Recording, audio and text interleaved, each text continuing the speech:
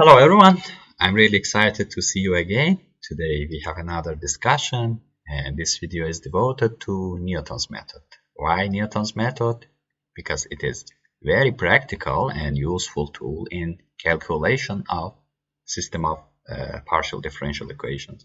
Today we will have a look to the theory, okay? And as an example, just we use two nonlinear ordinary equations. It is not differential equations. Once we catch the theory, from the next videos, we will try to implement Newton method in calculation of system of nonlinear partial differential equations. This is an important video, do not miss it. Let's go to the theory part.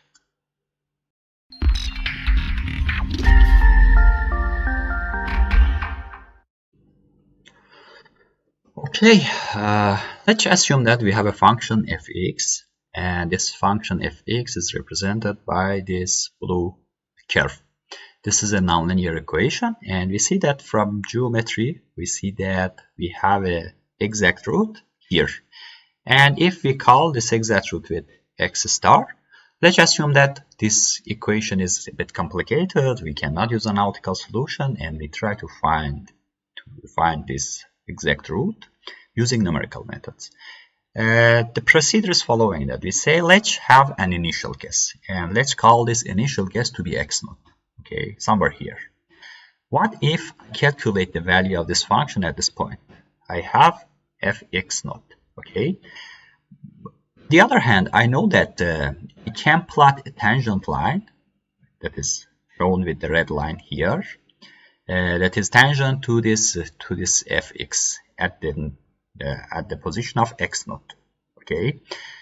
And if we notice, we see that there is an intersection of this tangent line and x-axis. Therefore, I can calculate this new x1. How? We know that when we say that, okay, we have a tangent line at any point to the function, it is indeed the derivative of function. When we calculate the derivative of function at some point, it means that we have the tangent, let's say the slope of this function at that point. Strictly speaking, we know that this tangent line is derivative. On the other hand, from here we see that we can calculate the slope of this line by delta y over delta x. Delta y is fx naught minus 0, and delta x at the denominator is x naught minus x1. Okay. And we see that now we have,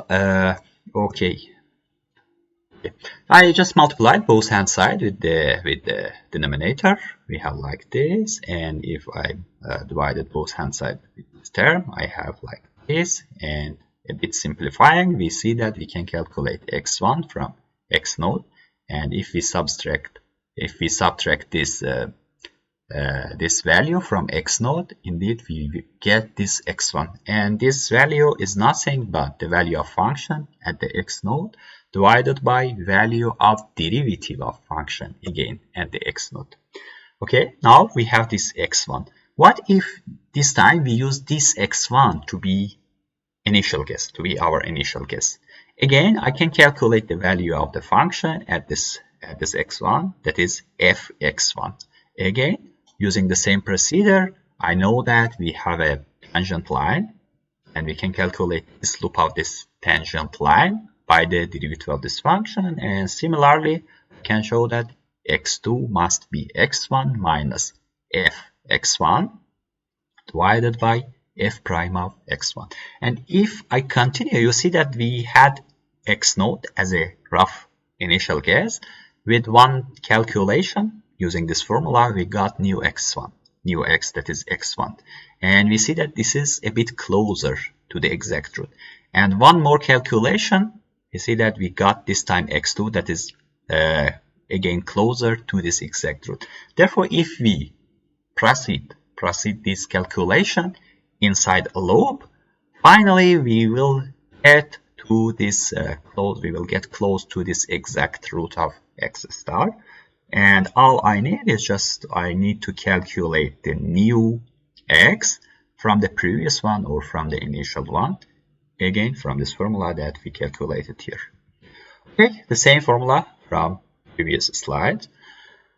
We know that when x star is the exact root, if we substitute x star at the function f, it must be 0. Okay. From Taylor expansions, we can expand this function around x naught, and this is Taylor expansion formula that we all know. But if this x naught is sufficiently close to this exact root, that is x star, I can neglect the higher order term because this is small, therefore the square will be much more smaller than these two terms, and this one again will be much more smaller than these two terms. Neglecting higher order term, I have only these two terms. Okay, therefore if I rewrite this equation, I can show that x star minus x1 is minus fx naught divided by f prime x naught. That again, f prime is the derivative of function at the x naught. And if I bring this to this side, I have x star equal to the x naught minus fx naught divided by f prime x naught. And if we compare this with this, we see that we have the same formula. Therefore, from geometrical representation or from Taylor expansion, we see that once we have an initial guess, we can get closer to the exact root of x star. If I define these terms with delta x, and I can write x star equal to x naught plus delta x, and delta x is this term or this term. Okay, and this is the basic of the Newton method. Strictly speaking, we have an initial guess. We add some correction to this initial guess. It gives us new solution. We will repeat it inside a loop, and we will get close to the x star. And how we calculate this correction? Calculation of that correction is nothing but let's say inverse of the derivative at that initial guess times to the function by itself at that initial guess. It gives us this correction. And okay, again, this is delta x, and we add this delta x to the x naught. Sometimes, instead of adding of this delta x, we just add some fraction of delta x to that initial guess. And that fraction, if we multiply this correction with some lambda, that lambda is greater than 0 and less than or equal to the 1. If lambda is 1, we have a simple Newton method. If lambda is less than 1 and if it is greater than 0, it is damped Newton method. Strictly speaking, we use some fraction of this correction. Instead of the 100% of this fraction, we use just some percent of this correction, and we add this to the initial guess. And when, as I said, when we have different lambda, when we have lambda different than 1, we say that we are using damped Newton method. Now, imagine we have this system of equations. We have x squared minus y minus 1 equal to 0, and x cubed minus 2y plus 2 plus sine 2x minus y equal to 0. We can find the roots of this system of equation by substituting of y from here to here, but it's a bit complicated. Let's use, we are going to use numerical method.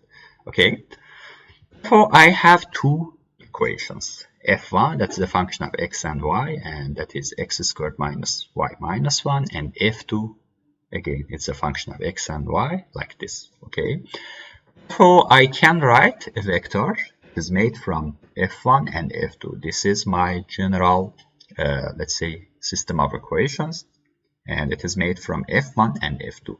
I can have some guess, okay, for Newton methods, that is capital X naught, and it is again a vector that is made from x naught and y naught.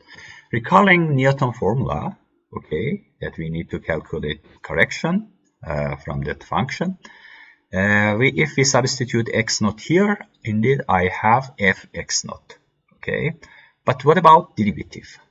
What would the derivative of the function? Because we just have a look to the one function. In the previous slides, we had one function, but now we have system of equations. Okay, we have system of equations, and we have two functions. what would be the derivative? We have two functions, two variables. It means that we need to calculate derivative of all functions with respect to the all variables. Therefore, instead of having some scalar value, we should have matrix. And we have a 2 by 2 matrix. At the first row, we have derivative of f1 with respect to the x. Here we have derivative of f1 with respect to the y. Here we have derivative of f2 with respect to the x. Here we have derivative of f2 with respect to the y. And simply, if we calculate this matrix is known as Jacobian. And from these equations, we can simply calculate the Jacobian matrix. It is 2x, it is minus 1, it is 3x cubed plus 2 cosine 2x, and here we have minus cosine y. Simply, we just calculate this derivative and put in this matrix. Therefore, we have this initial guess, that's the vector. We have this vector function, and we have this matrix. Okay, and we calculate the inverse of this matrix, and by multiplying to the this matrix, we can calculate this delta x, and by adding up this delta x to this initial guess, we will get new solution, and we will repeat it inside a loop. Okay, let's go to the MATLAB and try to implement the Newton method. But before implementing the Newton method, I will try to plot these two functions. Because we have two functions and two variables, therefore this is easy to plot these two functions into the Cartesian coordinate. But in many cases, we may have more than even 3 equations. Therefore, we have more than 3 variables, and we cannot always plot all the functions and see how does they looks like. But because this is just a tutorial video and we have 2 functions, I want to see how this solution evolves into the geometry. And I have written the code before, therefore I just open that code and explain line by line. Here, as usual, I started with CLC, clear and close out. This is my initial guess. Okay, this is my initial guess. X naught is minus 3 and y naught is 2. Just some initial guess. And here we have the function f1. And why I have defined the function like this, I have used the symbolic variable of x and y and use f implicit command, because dependence of x and y is not explicit, it is implicit. Therefore, for implicit functions we can use f implicit commands. And here the x changes from minus 5 to 5 and y changes from minus 5 to 5. This is with red color. Hold on, grid down. The second function is here, and again using f implicit command we have the second function with the blue line, and here we have indeed the plot of this initial guess. I disable code here and press F5 and to see how this functions looks like. Red one is this one, x squared minus 1 minus y minus y, and the blue one is x cubed minus 2y plus sine of 2x minus y. And as you see, there's an intersection here. Therefore, the solution of the system of equations should be this value, about minus 0.6 and minus 0.5. Okay, we have initial guess here. We have plotted the function, and Newton method starts from here. I just again enable, and let me stop calculation here. And here I have defined the Jacobian. Okay, we have defined the Jacobian, and if we look, just compare, we have the same 2x naught minus 1, 2x naught minus 1, 3x naught, 3x naught squared plus 2 cosine of 2x naught, this one, and finally minus cosine of y, minus cosine of y. And this is the f function here, f with a semicolon. Please try to always check the dimensionality of the vectors and matrices that you define. Therefore, I again disable code here and press F5. I want just to see the Jacobian, and F also I disable this x naught. Should be a vector with 2 rows and 1 column. X naught F also should be 2 rows, 1 column, and Jacobian should be 2 by 2 matrix. Therefore, I press F5 and I see dimension of the vectors and the matrix, Jacobian matrix in command window. This is X node, this is Jacobian, this is F node, and okay, we have correct dimension. Okay, again, let me stop calculation. And here I define a for loop. A for loop that k changes from 1 up to let's say some small number, 3, let's say, just up or 2, no matter. Calculation, iteration, and here is the dx. Dx, as we defined, it is minus inverse of the Jacobian times to the f function, and this Jacobian backslash f do the same thing. Is calculate the inverse of the Jacobian and multiplies it to the f vector. Once we calculated dx, we added this dx to the x node, and here we have a number. Let me remove this one for now. Okay, we added this dx to the x node, and we have this new solution. Let me disable this one. We don't need this for now. Once I calculated this new x, I give this new x to the x node to be used as a initial guess in the second iteration. Yes. Then, using this new calculated x, I need to update Jacobian, because now we need to calculate f vector and Jacobian matrix from this new solution. And we know that this is indeed x node, capital X1. And capital X2 indeed is new y node. Similarly, we need to update f, and we updated f here. And here I again plot the new coordinate of x node and y node, and this is just pause because this plot is inside loop. This pause just pause the figures for 5 milliseconds, then continues. And there was a damping factor in it here. It was 0.1. I removed this damping factor. Now we have only 2 iterations. We have some initial guess, and we know initial guess is here, and let's see what's happened for the if we implement 2 Newton calculation based on this initial guess. I press F5. You see, this is the second solution. This is the third solution. I increase the number of iterations from 3 to let's say 4, and you see this is the initial guess, first one, second one, fourth, and fifth. Let me increase it to 10. See that we have converging toward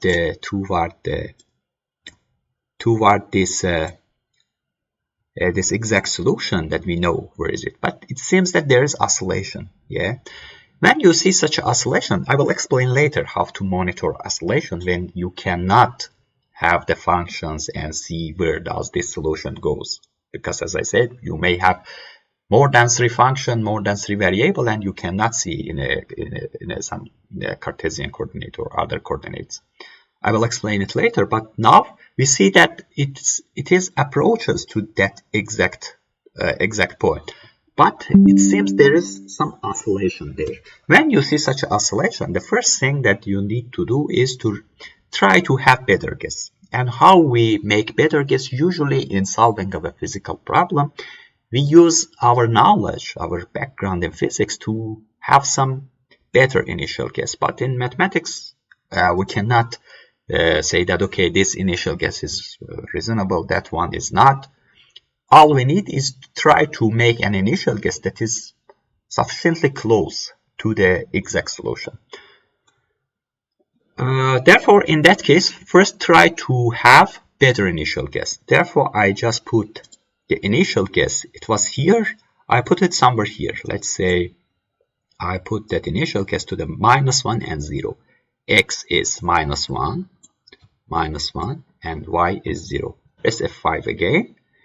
And we see that again it seems that there is some oscillation. When you see still oscillation by, let's say, trying several initial guess, the second thing that you need to do is to use damping method, because we see that we have nonlinear equations. In the case of nonlinear equations, damping method works much better.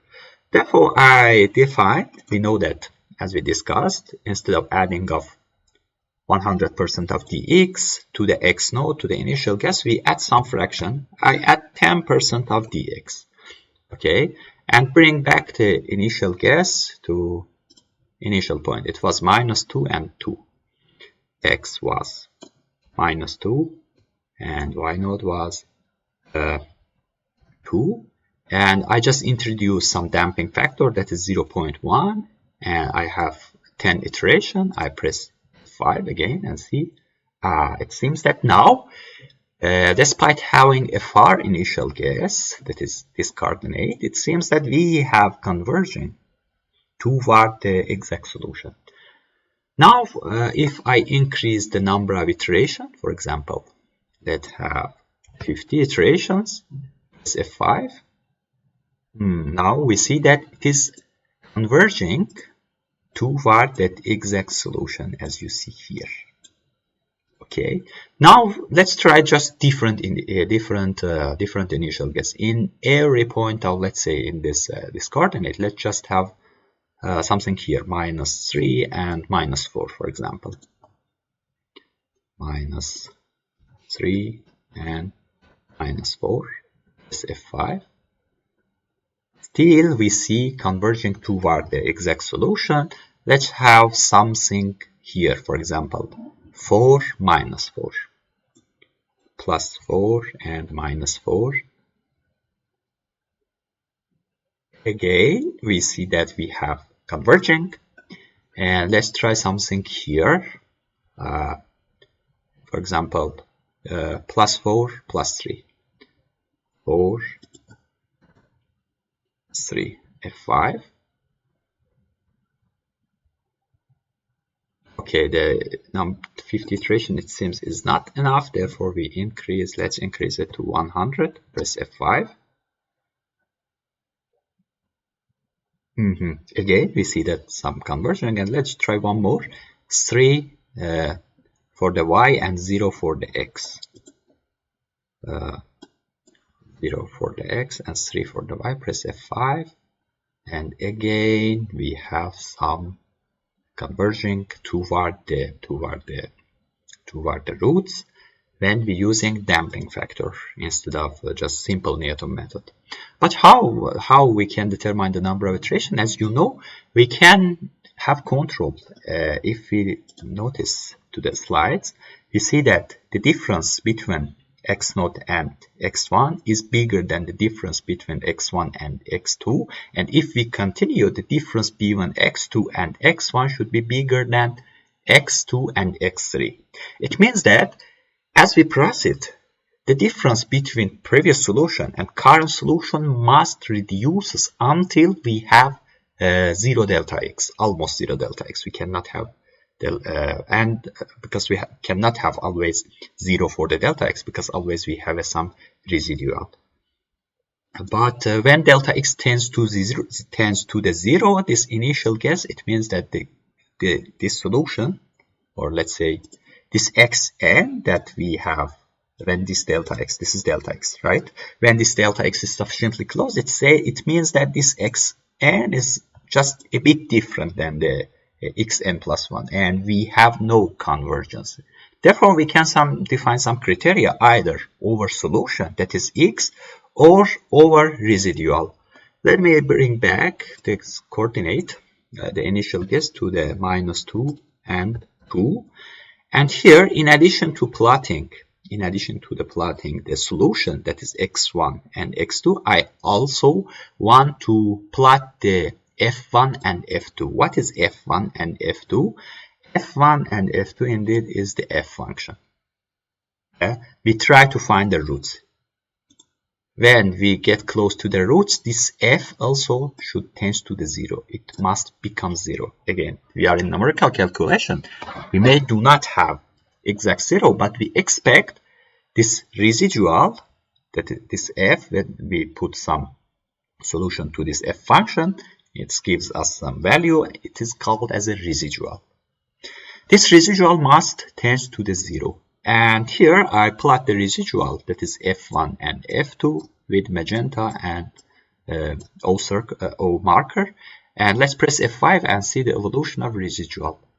And as you see, residual also started to reduce, and it must tend to 0. And no matter where is our initial guess. Let's just try one more initial guess. For example, here, -2 and -4 for the x, for example, and -2 for the y. You see, from very big value, residual started to reduce us, and it tends to the 0. Okay, this is 0 coordinate. And we see that the solution, the numerical solution, tends to the exact solution that we know from the geometry. Therefore, we can't have control either over solution or over residual. And here, I just changed this for loop with while. Therefore, I define some error. Let's say error to be 1. Then I say, let's define some tolerance. This is indeed the difference between previous solution and current solution. And I say that when the difference between previous and current solution is less than tolerance, it stopped calculation there. Therefore, I change this for with while. Control R, Control T. I say that while error is greater than tolerance, just continue inside the loop. Okay. And how I define the error? Okay, I define the error to be the difference here, Control T. I define the error to be the maximum of the absolute of x minus x naught. We have a vector x, we have a vector x naught. We calculate difference, and indeed this calculate the norm of this x minus x naught. And when the maximum of this x minus x naught is less than tolerance, calculation will stop. While this error is greater than tolerance, it will continue to calculate. When you use while, always use some condition that if the number of iteration is larger than something, it stops, because you may have divergence, and it just therefore when you do not have convergence, it will calculate inside the loop forever. But if you put a while condition, and it says that if count is indeed the number of iteration is greater than, for example, 200, break the calculation and give some message in the command window that the maximum of iteration is reached. And here, indeed, this 200 is the maximum allowed iteration number. Therefore, here I defined a count to be 1 here. I added a 1 to the count at each loop. And okay, and what is this error v? I just want to define a vector to save error at each iteration to this vector. Underline v stands for vector here. And because I don't know how many iterations do I have, I allocate some memory with zeros but no dimension. And here I give the error that I calculate to this vector because I want to plot it later. And here, once calculation is finished, either by converging of the solution or either by reaching of the maximum number of iteration, I want to plot the error for each iteration. Just plot error underline v, that is vector error, with a red color and O marker. And here the y scale is logarithmic scale, and I define a y line that is equal to the tolerance. And if I press F5, okay, this is in the solution, it is still calculating. Okay, almost at the end of the, without any message about the finishing of the, I mean, yeah, without any error that the maximum number of iteration is achieved, it is converged almost at the last iteration. You see, and once it is, the error is less than this tolerance, this magenta line is tolerance 10 to the power of -9. The calculation is stopped, and we need 200 calculation. And okay, let me just make a better guess. Therefore, I put it back at -2 and 2 to be my initial guess, and press F5. It is still calculating.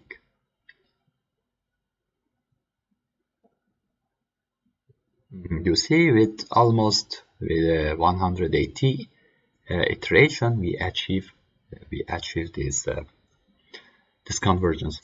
And the thing that you need to monitor, okay, you do not need to monitor this one. Therefore, I disable this plots, Control R, because you cannot always monitor the all functions and the solution, where does it goes, because you do not know where is the exact solution. In this case, we know because we have simple equations, but in many cases we do not know. All we need to monitor is this error. Therefore, again, I put 1 for the damping factor here instead of 0.1, and I want to see how does error looks like within 200 iteration. I press F5. You see, we do not have convergence at all. We do not have the convergence at all, even by spending 200 iteration. We do not have convergence, and the error is almost constant. Therefore, okay, let me just have a bad guess and see does it oscillate or no. For example, at 5, let's say minus 5, 5. Minus 5, 5. Press F5. Again, we do not have oscillation, but in the same time, at the same time, we do not have convergence. Sometimes, if you have not better initial guess, you have not using proper damping factor, the thing that you monitor is this error, and you will see that in that case, this solution start to oscillate, and it never can converges toward the solution. And when for several, let's say for some iteration, you see such a behavior, start to reduce the damping factor. For example, instead of 0.1, let's have half. For the damping factor, press F5. But you see, with the half, we even have better, faster converging.